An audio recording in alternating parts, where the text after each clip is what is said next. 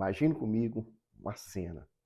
Você passa a vida inteira carregando uma dor que não consegue explicar. Talvez de um relacionamento que sempre se fracassa, talvez uma tristeza que parece não ter nenhum motivo, ou então conflitos familiares que atravessam gerações. Então alguém lhe diz: o seu sofrimento não começou com você, ele começou muito antes, talvez os seus pais, os seus avós, ou até mesmo com alguém que você nunca conheceu. Essa ideia parece ser interessante, né? E foi exatamente essa promessa que transformou a constelação familiar em um dos fenômenos mundial. Mas será que ela funciona? Será que ela tem algum embasamento científico? Ou nós estamos diante de uma das maiores controvérsias da psicologia moderna?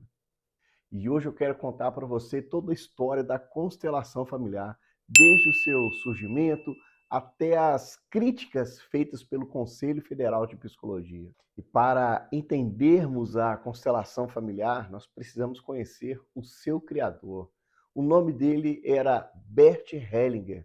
Ele nasceu em 1925 na cidade de Lehmann, na Alemanha. Ele cresceu durante um dos períodos mais turbulentos da história da humanidade, a ascensão do nazismo e a Segunda Guerra Mundial.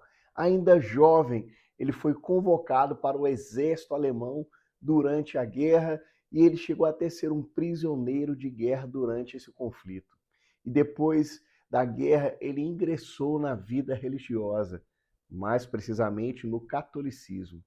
Ele foi ordenado sacerdote e passou 16 anos da sua vida como um missionário entre o povo Zulu na África do Sul. Durante a sua convivência com o povo Zulu, Hellinger ele observou o enorme valor que aquela cultura dava para os seus ancestrais, aos seus antepassados e às relações familiares.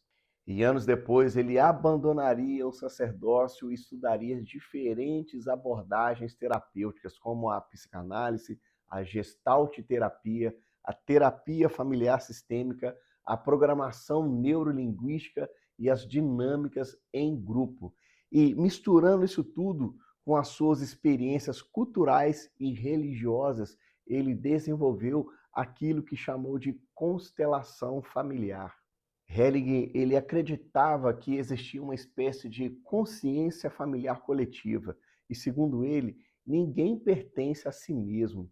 Cada pessoa faria parte de um sistema invisível composto por pais, avós, bisavós e geração anteriores.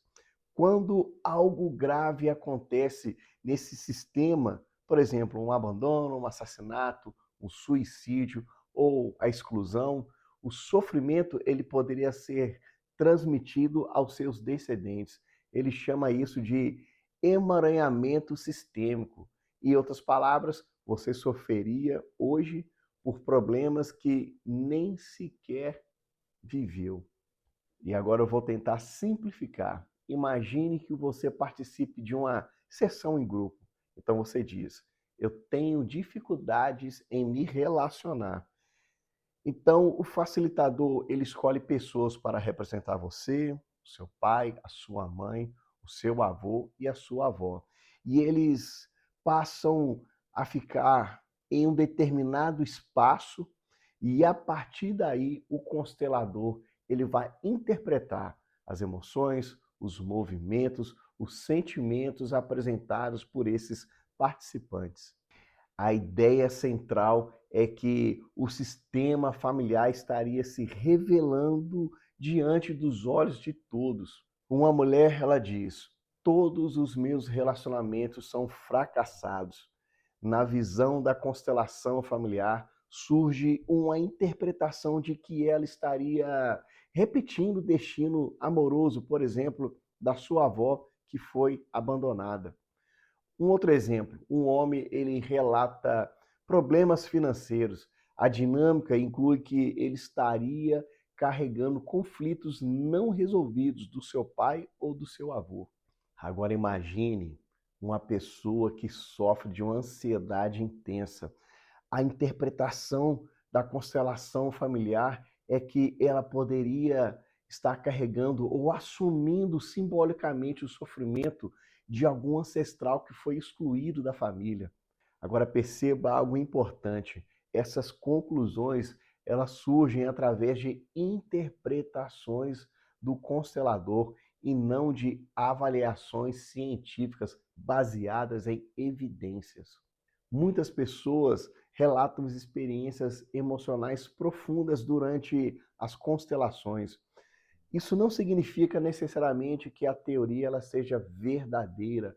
Quando alguém ela fala da sua dor em um ambiente acolhedor, é natural sentir um alívio.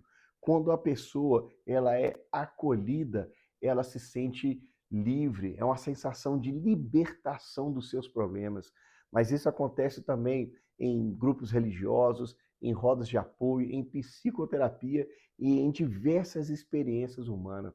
O problema ele é outro. O problema é quando surge uma experiência subjetiva passando a ser apresentada como verdades científicas. Até hoje não existe nenhuma evidência científica robusta que comprove os princípios desses pressupostos da constelação familiar.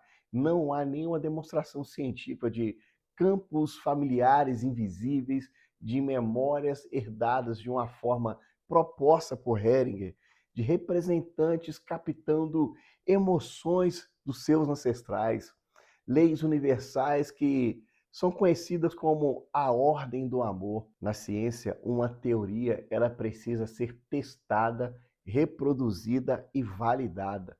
E até o momento, isso não ocorreu com a constelação familiar. Em 2023, o Conselho Federal de Psicologia publicou uma nota técnica número 1 de 2023.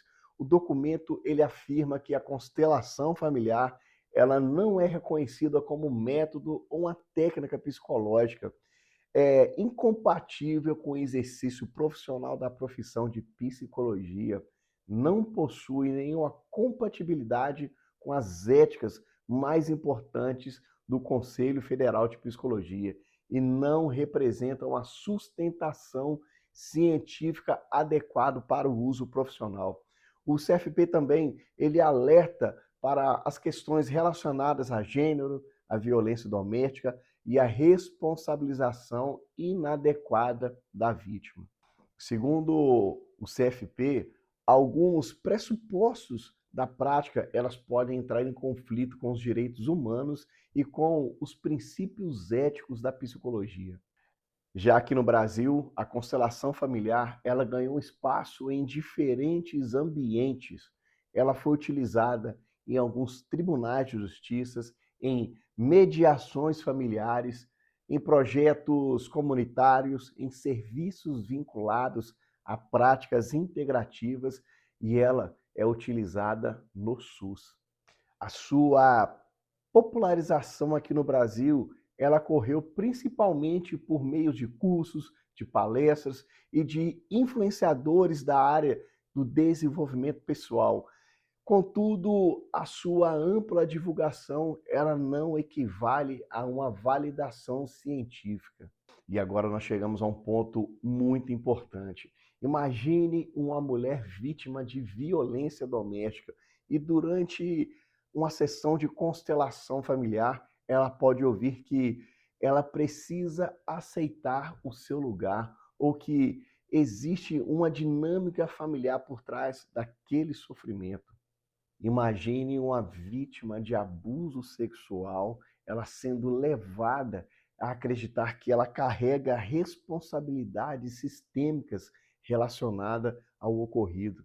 Esses são alguns dos riscos apontados pelo Conselho Federal de Psicologia. E além disso, traumas eles podem ser reativados sem um manejo técnico adequado. Pessoas vulneráveis, elas podem abandonar seus tratamentos baseados em evidências. Podem ocorrer uma revitimização emocional. Problemas complexos, eles podem receber uma explicação extremamente simples.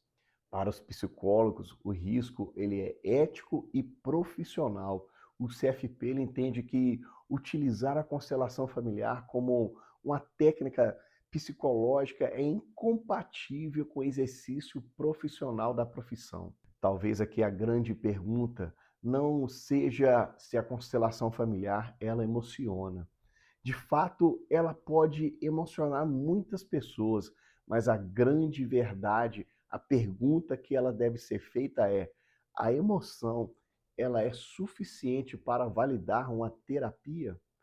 A psicologia moderna, ela nasceu justamente para diferenciar a crença da evidência. Nem tudo o que toca o coração cura, nem tudo o que gera uma identificação, ela produz uma transformação. E quando envolve um sofrimento humano como trauma, violência, depressão, ansiedade, é preciso de algo além de uma boa intenção. É preciso ter responsabilidade, ética e de ciência. E eu deixo aqui uma frase: quando a dor ela encontra uma explicação simples demais, a esperança ela pode se transformar em vulnerabilidade. E é justamente aí que a ciência se torna indispensável. Não se esqueça de se inscrever no nosso canal, ativar o link de notificações e compartilhar esse vídeo. Muito obrigado.